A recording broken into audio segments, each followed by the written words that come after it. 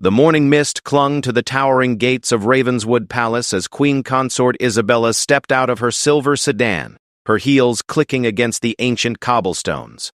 She had arrived earlier than usual, driven by a restless energy that had kept her awake most of the night. The palace, with its Gothic spires and ivy-covered walls, seemed to whisper secrets in the early dawn light. Isabella had never been comfortable with the traditions and protocols that governed royal life. Unlike Princess Catherine, who had been born into nobility and moved through the palace corridors with natural grace, Isabella felt like an outsider even after 5 years of marriage to King Alexander. The staff still regarded her with barely concealed suspicion, and the media constantly compared her unfavorably to the beloved late Queen Mother. As she made her way through the marble corridors adorned with portraits of long-dead monarchs, Isabella's mind was focused on one thing: the private study of Princess Catherine. For weeks, she had heard whispers among the staff about important documents kept in Catherine's personal files, documents that, according to palace gossip, contained information about the royal succession and certain financial arrangements that had been made years before Isabella entered the family. Princess Catherine, the king's sister and heir apparent until Alexander's future children came of age, had always been protective of her privacy. She maintained a separate wing of the palace and kept her personal affairs closely guarded. But Isabella knew that Catherine's study contained more than just personal correspondence. There were legal documents, financial records, and what she suspected were details about the royal family's private investments and charitable foundations. The Queen Consort had legitimate concerns about her position in the family. Recent tabloid articles had questioned her influence over the king, and there were rumors circulating about potential changes to the line of succession. Isabella needed to understand exactly where she stood, and she believed Catherine's files held the answers. She had spent days planning this morning's investigation. Catherine was away on a diplomatic mission to the Commonwealth countries and wouldn't return for another week. The king was attending a military ceremony in the northern provinces and wasn't expected back until evening. Most importantly, she had learned from her lady-in-waiting that the head of security, Commander William Hartwell, would be conducting his weekly inspection of the outer grounds during the morning hours. Isabella had carefully cultivated a relationship with some of the younger staff members, particularly Lady Margaret, Catherine's personal secretary, who had always seemed sympathetic to Isabella's position as an outsider in the royal family. Through casual conversations over tea, Isabella had learned about Catherine's filing system and the location of her private safe. As she approached Catherine's wing of the palace, Isabella felt her heart racing. She told herself she was doing nothing wrong. As Queen Consort, surely she had the right to understand the family's affairs. But deep down, she knew that accessing Catherine's private files without permission crossed a line that could have serious consequences.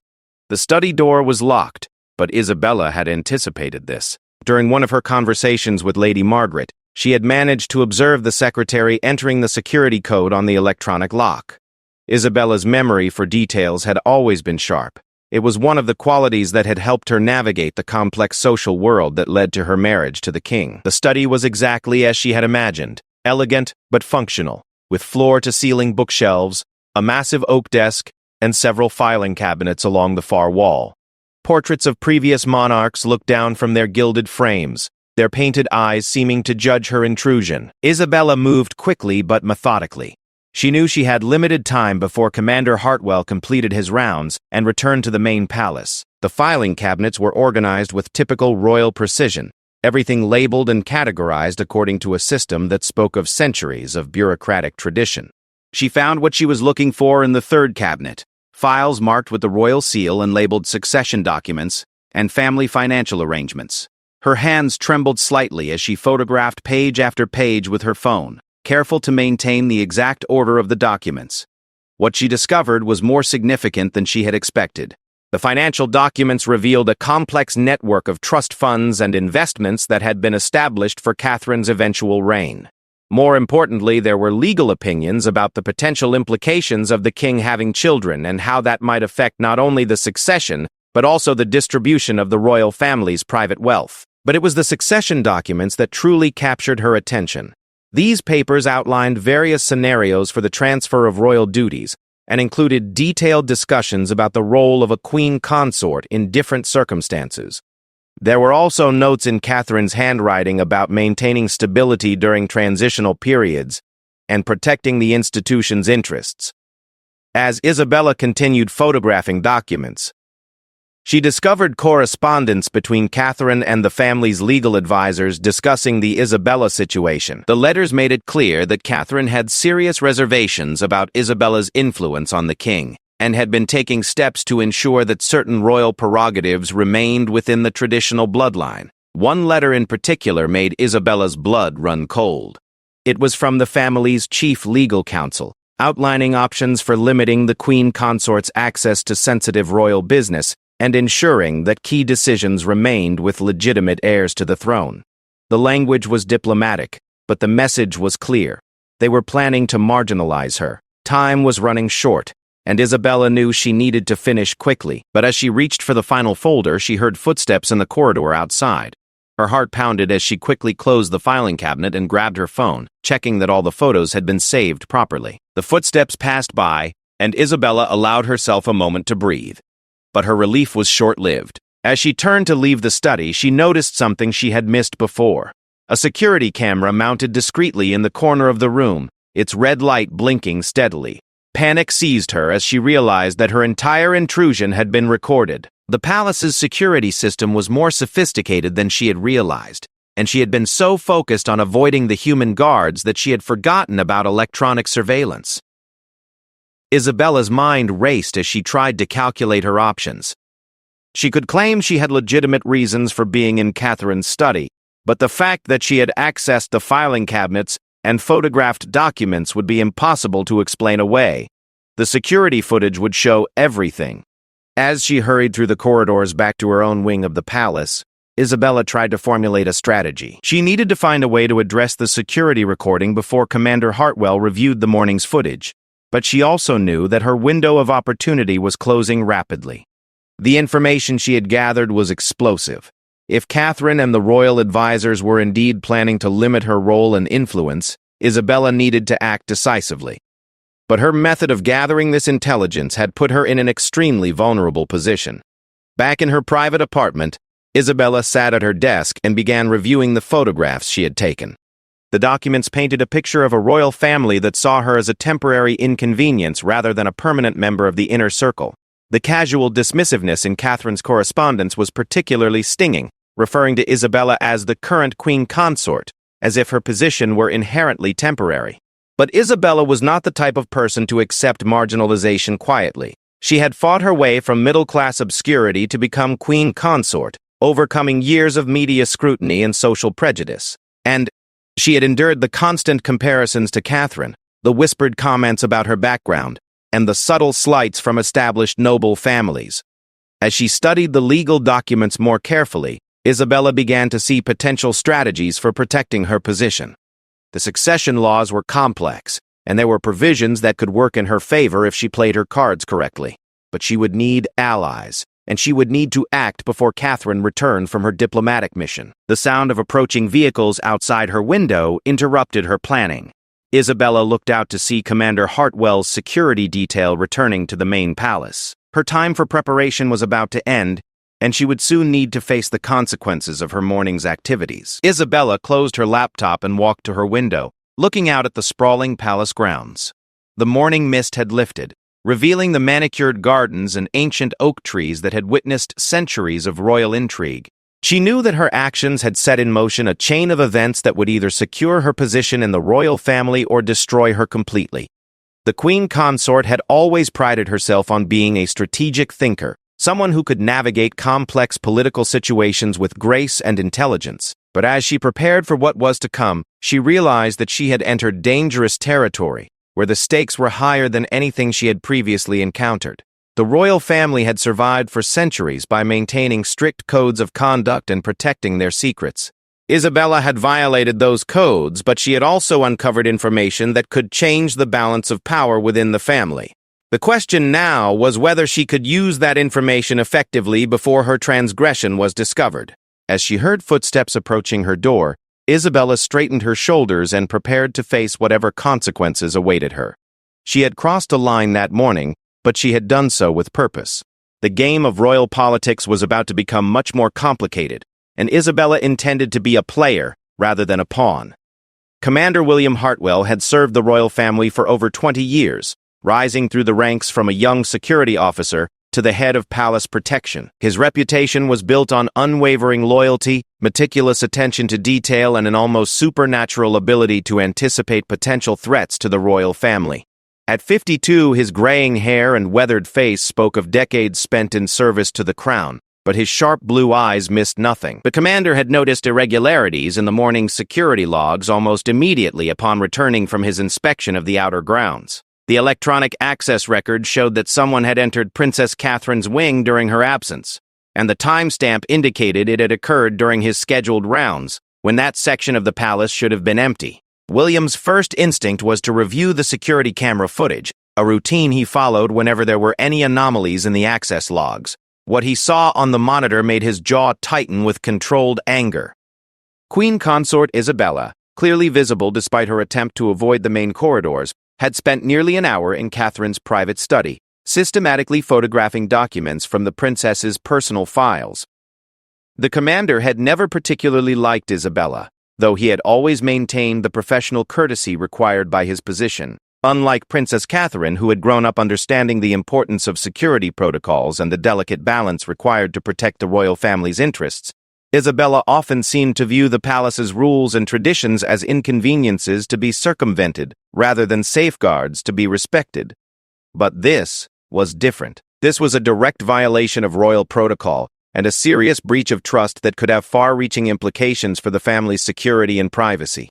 William knew that the documents in Catherine's study contained sensitive information about succession planning, financial arrangements, and strategic decisions that were meant to remain within the inner circle of the royal family. As he watched the footage, William made mental notes of everything Isabella had accessed. The filing cabinet she had opened contained some of the most confidential documents in the palace, including legal opinions about the royal family's constitutional role, financial records of private investments, and correspondence with government officials about matters of national importance. The commander's training had taught him to think several steps ahead, to anticipate how any security breach might be exploited by hostile forces.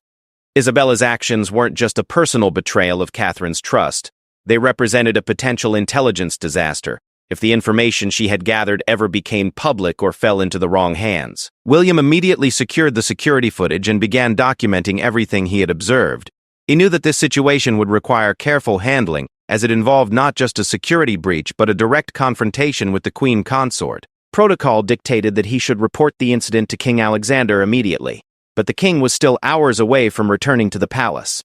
The commander decided that the immediate priority was to confront Isabella and secure any evidence she might have gathered.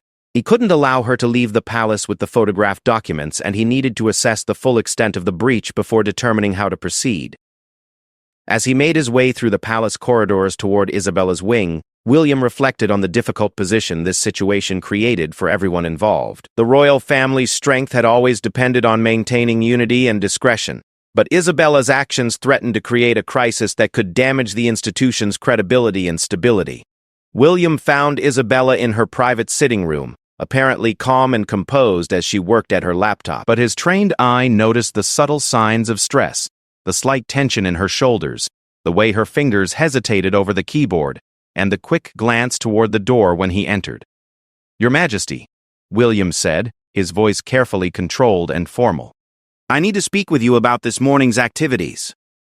Isabella looked up from her laptop with what appeared to be genuine surprise, though William suspected it was carefully rehearsed.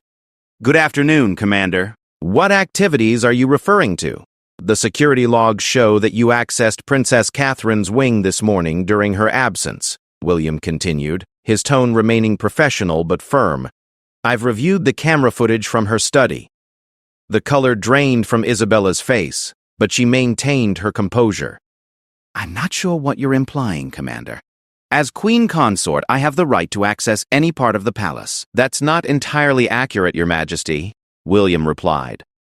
"While you certainly have broad access privileges, Princess Catherine's private study contains confidential documents that require specific authorization to access. More importantly, the security footage clearly shows you photographing documents from her personal files." Isabella stood up from her desk, drawing herself up to her full height in an apparent attempt to assert her authority. I resent the implication that I've done anything inappropriate, Commander. My position in this family gives me certain rights and responsibilities. Your position also comes with certain obligations, William responded, his patience beginning to wear thin, including respecting the privacy and security protocols that protect this family's interests. What you did this morning was a serious breach of trust. The room fell silent for several moments as the two of them regarded each other. Isabella's mind was racing, trying to find a way out of the situation that wouldn't completely destroy her position in the family. William, meanwhile, was calculating the best approach to secure the compromising information and minimize the damage to the royal family's reputation. I assume you have no intention of discussing this with the king, Isabella finally said, her voice taking on a slightly threatening tone. After all, family disputes are best handled discreetly. On the contrary, William replied firmly. This is exactly the type of security breach that requires immediate reporting to His Majesty. The documents you accessed contain sensitive information about succession planning and family financial arrangements. Your unauthorized access to that information creates serious security and legal implications. Isabella's careful composure began to crack. You don't understand the position I'm in, Commander. I've been systematically excluded from important family decisions. I had a right to know what was being planned. You had a right to discuss your concerns with the King or Princess Catherine directly, William countered. You didn't have a right to secretly access confidential documents and photograph them without authorization. The Queen Consort moved to the window, looking out at the palace grounds as if seeking inspiration from the ancient landscape.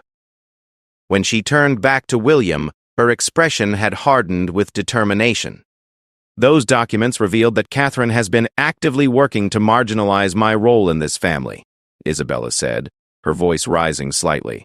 She's been corresponding with legal advisors about limiting my access to royal business and ensuring that I have no real influence over succession planning. I was protecting my own interests by violating her privacy and breaching palace security protocols, William said bluntly. Whatever your concerns about your role in the family, this was not the appropriate way to address them. Isabella walked back to her desk and closed her laptop with more force than necessary. What exactly are you planning to do, Commander? First, I need you to delete any photographs you took of Princess Catherine's documents, William said firmly. Then, I need you to provide me with all electronic devices you use to capture those images so that our technical staff can ensure no copies remain. And if I refuse? Isabella challenged. William's expression grew even more serious. Then I'll have no choice but to treat this as a potential espionage situation and implement the appropriate security protocols. That would mean immediate confinement to your quarters while we conduct a full investigation, and the king would be informed immediately, regardless of his current location. The threat was clear, and Isabella understood that William was not bluffing. The commander's reputation for thoroughness and his unwavering loyalty to the royal family were well known throughout the palace. If he decided to treat her actions as a security threat, she would find herself in an extremely vulnerable position. This is ridiculous, Isabella said, but her voice lacked conviction. I'm the Queen Consort, not some common criminal. Your title doesn't exempt you from the security protocols that protect this family, William replied. In fact, it makes your violation of those protocols even more serious. As they continued their confrontation, neither of them noticed the sound of vehicles approaching the main palace entrance. King Alexander had returned from his military ceremony earlier than expected, and his arrival would soon add another layer of complexity to an already volatile situation. Isabella realized that her options were rapidly diminishing. She could continue to resist William's demands, but that would likely result in an even more damaging confrontation when the king was informed. Alternatively, she could cooperate with the commander's requests and hope to minimize the consequences of her actions. But there was a third option that Isabella was beginning to consider. The information she had gathered from Catherine's files was potentially explosive, and it gave her leverage that she might be able to use to protect her position in the family. The question was whether she was willing to escalate the situation by using that leverage. Commander, Isabella said, her tone becoming more calculated. Before we proceed any further, I think you should understand exactly what I discovered in those documents. Catherine hasn't just been planning to limit my role in the family. She's been actively working to undermine my marriage to the king. William's expression didn't change, but Isabella could see that she had his attention. What are you suggesting, Your Majesty? I'm suggesting that the security breach you're so concerned about has revealed information that threatens the stability of this monarchy far more than my unauthorized access to a few files, Isabella continued. Catherine has been corresponding with legal advisors about potential annulment procedures and discussing strategies for ending my marriage to the king. The commander felt a cold chill run down his spine. If what Isabella was claiming was true, then the situation was far more complicated than a simple security breach. An internal conflict between the queen consort and the heir apparent could create a constitutional crisis that would damage the monarchy's reputation and stability. Those are serious accusations, William said carefully. Do you have evidence to support them? Isabella smiled for the first time since their conversation began. I have photographs of every relevant document, Commander, including correspondence that makes it very clear that Catherine views my marriage as a temporary inconvenience that needs to be resolved before it causes more damage to the family's long-term interests. The sound of footsteps in the corridor outside interrupted their conversation. William recognized the distinctive pattern of the king's security detail, and he realized that Alexander had returned to the palace. The confrontation was about to become much more complicated. Your Majesty, William said urgently, His Majesty has returned. We need to resolve this situation immediately before it escalates further. Isabella's expression grew determined. On the contrary, Commander, I think it's time for the king to learn exactly what his sister has been planning behind his back. As they heard the approaching footsteps growing closer, both William and Isabella understood that the next few minutes would determine not only the fate of the queen consort's position in the royal family, but potentially the future stability of the monarchy itself. The security breach had uncovered a web of intrigue and betrayal that threatened to tear the royal family apart from within. King Alexander entered the palace with the confident stride of a man who had spent his entire life preparing to lead a nation. At 38, he possessed the natural authority that came from royal breeding, but his reign had been marked by a genuine desire to modernize the monarchy while preserving its essential traditions. His return from the military ceremony had filled him with the satisfaction that came from fulfilling his constitutional duties, but he had no idea that his family was on the verge of a crisis that would test everything he believed about loyalty, trust, and the delicate balance of royal power. The king's personal aide, Sir Thomas Whitmore, met him in the main entrance hall with an expression that immediately put Alexander on alert. Sir Thomas had served the royal family for 15 years and had never been one to show emotion unnecessarily, but today his usually composed demeanor showed signs of strain. Your Majesty, Sir Thomas said quietly, Commander Hartwell requests an immediate audience. There's been a security incident involving the Queen Consort. Isabella's adjustment to royal life had never been entirely smooth, but the idea that she might be involved in a security incident filled him with dread. His marriage to Isabella had been controversial from the beginning, with many questioning whether someone from her background could successfully navigate the complexities of royal life. But Alexander had defended her consistently, believing that her intelligence and determination would eventually win over the skeptics. What kind of security incident? Alexander asked as they walked quickly through the corridors toward Isabella's wing of the palace.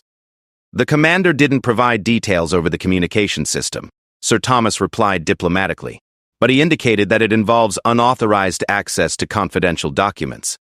The king's mind raced as he tried to imagine what Isabella might have done. He knew she had been feeling increasingly frustrated with her position in the family, particularly with what she perceived as Catherine's attempts to exclude her from important decisions. Alexander had tried to mediate between his wife and his sister, but the two women had never developed the close relationship he had hoped for. As they approached Isabella's sitting room, Alexander could hear raised voices through the door.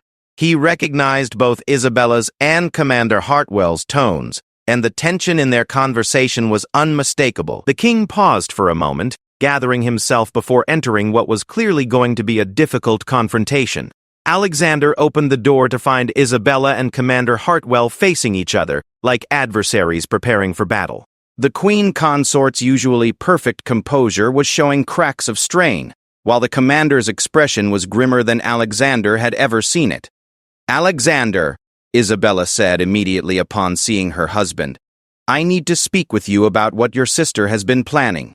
Your Majesty, Commander Hartwell interjected before the king could respond. We need to address the security breach first. The Queen Consort has unauthorized access to Princess Catherine's private files and photographed confidential documents. Alexander felt the weight of the crown he wasn't physically wearing pressing down on him. The situation was clearly more serious than he had initially imagined, and he could see that both Isabella and the commander were waiting for him to take control of the crisis. "Sit down, both of you," Alexander said firmly, using the tone of authority that had been drilled into him since childhood. "I want to understand exactly what happened here." Commander Hartwell began with a methodical recounting of the morning's events, describing how the security logs had revealed Isabella's unauthorized entry into Catherine's study and the subsequent discovery of the photographed documents. He spoke with the precise professionalism that had made him invaluable to the royal family, but Alexander could hear the underlying concern in his voice. The documents in question contain highly sensitive information about succession planning, family financial arrangements, and correspondence with legal advisors, William explained.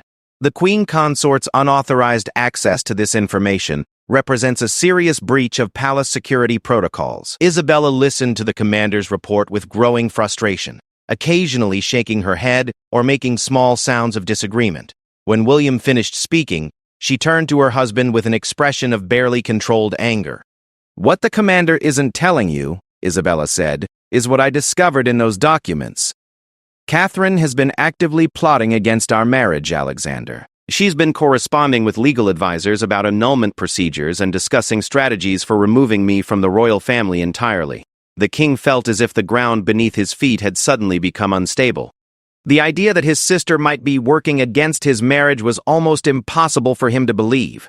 Catherine had been his closest advisor and confidant throughout his life, and he had always trusted her judgment implicitly. "Those are very serious accusations, Isabella," Alexander said carefully.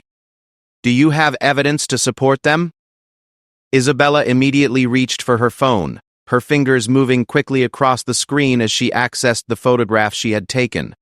"I have pictures of every relevant document, including correspondence that makes Catherine's intentions absolutely clear." She handed the phone to Alexander, and he began scrolling through the images with growing dismay. The documents were indeed authentic, and they painted a picture of his sister engaging in careful planning to limit Isabella's influence and potentially end their marriage. The legal opinions were particularly damaging, outlining various scenarios for annulment and discussing the constitutional implications of different approaches. "This is impossible," Alexander murmured, though the evidence was right there in front of him. "Catherine wouldn't do this without discussing it with me first, wouldn't she?" Isabella challenged. "Look at the dates on those letters, Alexander. Catherine has been planning this for months, all while pretending to support our marriage publicly." Commander Hartwell watched the exchange with growing concern. The security breach was serious enough, but the revelation of internal family conflict created an even more dangerous situation for the monarchy's stability. He knew that palace intrigue of this nature had historically led to constitutional crises that could damage the institution's credibility for generations. "Your Majesty," William interjected, "regardless of the content of these documents, the method by which they were obtained represents a serious violation of security protocols. We need to address both issues separately." Alexander looked up from the phone, his expression showing the strain of trying to process two devastating pieces of information simultaneously. His wife had violated palace security and breached his sister's trust, but she had also uncovered evidence that his sister had been betraying him in the most fundamental way possible. "Isabella," the king said, his voice heavy with disappointment, "what you did this morning was wrong. Whatever your concerns about Catherine's actions, you had no right to access her private files without authorization." "I had every right to protect myself," Isabella replied defiantly. "I'm your wife and the Queen Consort. If Catherine was plotting against me, I needed to know about it." "You had a right to bring your concerns to me directly," Alexander countered. "We could have addressed this situation together, as husband and wife should. Instead, you chose to violate Catherine's privacy and breach palace security." Isabella stood up from her chair, pacing to the window as she tried to control her emotions. "You would have defended her, Alexander. You always defend Catherine. Even now, faced with evidence of her betrayal, you're more concerned about the fact that I accessed her files than you are about what those files contained." The king closed his eyes for a moment, trying to find the wisdom that generations of monarchs before him had somehow managed to access during moments of crisis. When he opened them, his expression had hardened with resolve. "You're both wrong," Alexander said firmly. "Isabella, your method of gathering this information was completely inappropriate and has created a security crisis that threatens the stability of this family. Catherine's actions, if these documents are authentic, represent an unacceptable betrayal of my trust and authority as king." Commander Hartwell felt a mixture of relief and apprehension. The king's response showed the kind of balanced judgment that the monarchy needed during times of crisis, but the situation was still far from resolved. "What are you planning to do?" Isabella asked, her voice showing the first signs of uncertainty since the confrontation began. Alexander walked to his wife's desk and picked up her laptop, holding it along with her phone.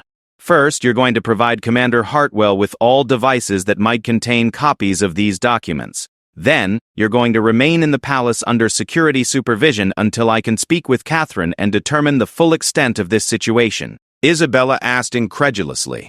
"I'm protecting you from the consequences of your actions, while I try to find a way to resolve this crisis without destroying our family," Alexander replied. "What you did this morning could be interpreted as espionage, Isabella.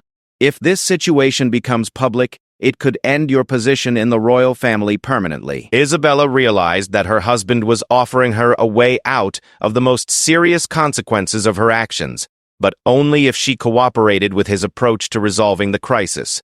She could see in his expression that he was genuinely trying to protect her, while also upholding the principles that governed the monarchy. "And Catherine?"